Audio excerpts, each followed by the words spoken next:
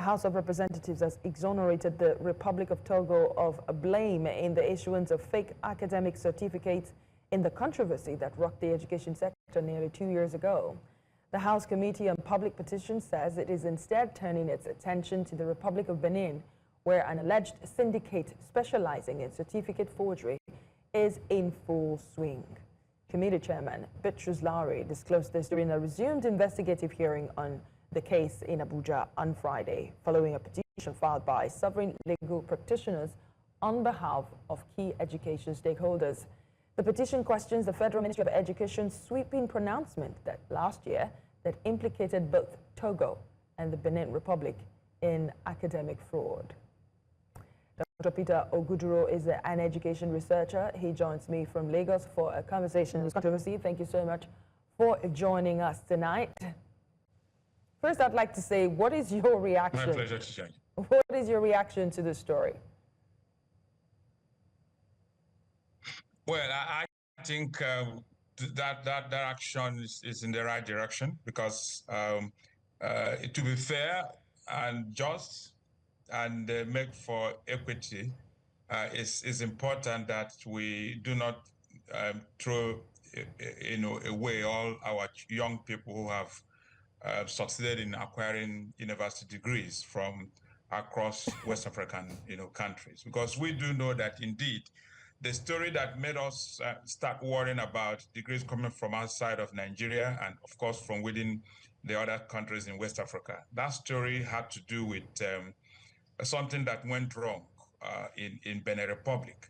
And so we should have limited ourselves to dealing with that particular university where that matter happened, rather than making a sweeping statement that affected other universities in the sub-region. That definitely wasn't a fair way to handle it. I think this is an attempt to correct what was obviously erroneous. Do we know what could possibly have gone wrong in Benin Republic? The House of Reps says that it based its decisions on diplomatic findings from the Ministry of Foreign Affairs.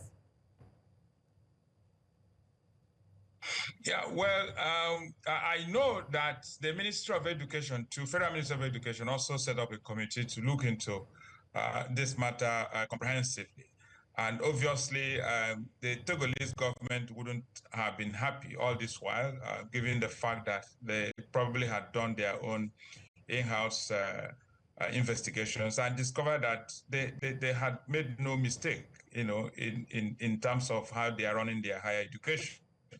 And so for Nigeria to wake up and say they won't honor any degree coming from their country, certainly wouldn't have been well received by that country. And that's obviously why they must have reached out to the foreign ministry in Nigeria, which helped them to reach out to relevant authorities. And I think that's what brought us to where we are. So by way of summary, what I'm saying in effect is that we should just limit ourselves to the people who have offended us, which in this case is Benin Republic, but more particularly a given university that we have reason to believe started selling university degrees, not allowing people to go through the training that will qualify them for acquiring credentials. And that was a wrong thing to do on the part of that university. So if we have to punish, we should punish people who have offended us. We shouldn't punish just any university that comes from within the sub-region. Right, and a lot of people are wondering why this due diligence is coming now.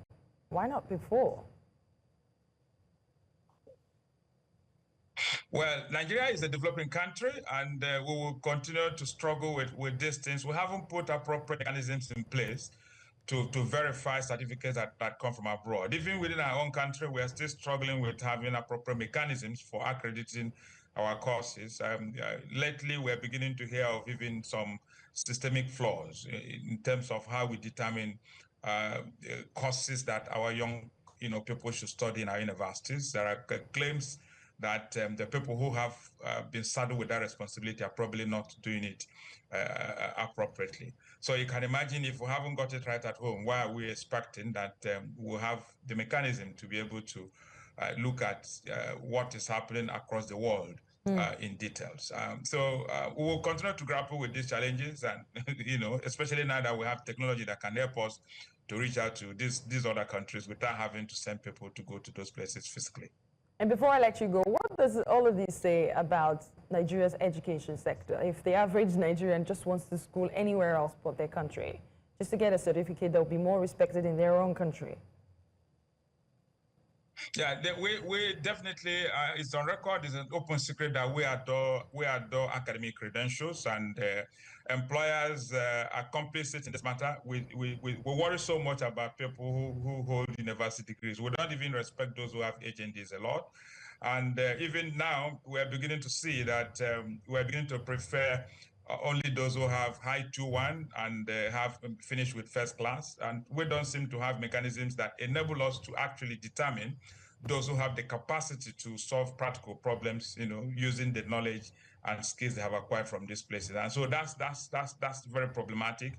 But more critically, Nigeria remains a country where currently we are churning out about 2 million young people from our secondary schools. This last time, we know that JAMB tested close to 2 million young people who are aspiring to have spaces in the university. We know that our capacity, especially in terms of the kind of courses our children want to study, is not going to cater for more than 1/3 of the number of people who are aspiring to benefit from university education. So access to higher education remains problematic, and that's why our children are seeking opportunities wherever they can find those opportunities. So if we want these challenges to end, we must make a deliberate effort to enhance our children's ability to access the kind of opportunities they need legitimately to be able to acquire higher education, which will make them globally competitive and also be able to put food on the table for themselves, their families, and also contribute to national development. Thank you so much, Dr. Peter Ogudoro, an education researcher. Thank you so much for speaking to us tonight. My pleasure.